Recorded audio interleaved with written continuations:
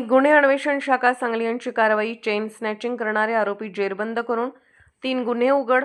5,98,310 रुपयांचा मुद्देमाल हस्तगत। सदर आदेशाप्रमाणे पोलीस निरीक्षक सतीश शिंदे, स्थानिक गुन्हे अन्वेषण शाखा यांनी स्थानिक गुन्हे अन्वेषण शाखेकडील सहाय्यक पोलीस निरीक्षक सिकंदर वर्धन व स्टाफ यांचे एक पथक तयार करून जबरी चोरी करणाऱ्या संशयित इसमांची माहिती काढून त्यांच्यावर कारवाई करण्याकरिता आदेशित केले होते।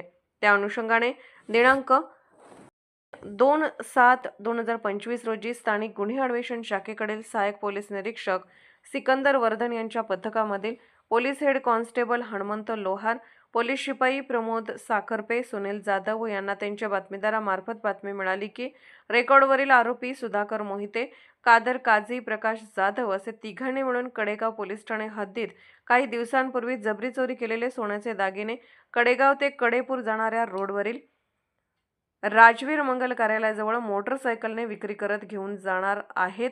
नमूद पथकाने मिळालेल्या बातमीप्रमाणे डोंगराई साखर कारखान्याजवळ सापळा लावून रोड लगत निगराणी करीत थांबले असता 2 इसम एका मोटरसायकलवरून, एक इसम दुसऱ्या मोटरसायकलवरून येत असताना दिसले। त्यांच्या बातमीप्रमाणे संशय आल्याने सहाय्यक पोलीस निरीक्षक सिकंदर वर्धन पथकाने सदरची गाडी थांबवून इसमांना पळून जाण्याची संधी न देता त्यांना ताब्यात घेऊन त्यांची नावे विचारली असता त्यांनी सुधाकर अशोक मोहिते, वय 39 वर्ष, राहणार कोतीज, तालुका कडेगाव, जिल्हा सांगली, कादर शरीफ काझी, वय 28 वर्ष, राहणार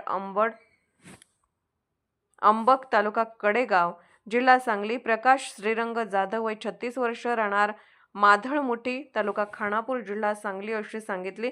सहाय्यक पोलीस निरीक्षक सिकंदर वर्धन यांनी त्यांच्या अंगझडतीचा उद्देश कळवून पंचांसमक्ष अंगझडती घेऊन प्रकाश श्रीरंग जाधव यांच्या कब्जात असलेल्या पांढऱ्या रंगाच्या पिशवीची झडती घेतली असता त्यामध्ये 3 मिनी घंटण मिळून आले। सदरबाबत त्यांच्याकडे विचारपूस केली असता गेले 3 महिन्यांपासून कडेगाव गावचे हद्दीत रायगाव ते पारगाव रोडला, हिंगणगाव ते कडेगाव जाणाऱ्या रोडला व कडेपूर ते पुसेसावळी जाणाऱ्या रोड लगत गणपती मंदिराचे जवळ अशा 3 ठिकाणी जबरी चोरी व चेन स्नॅचिंग केली असल्याचे सांगितले। सदरचे आरोपी हे पोलीस ठाणे रेकॉर्डवरील आरोपी असून त्यावर कडेगाव, इस्लामपूर, तासगाव, विटा, आटपाडी, चिंचणी, वांगी, कोथरूड पोलीस ठाणे चेन स्नॅचिंग घरफोडीचे गुन्हे दाखल आहेत।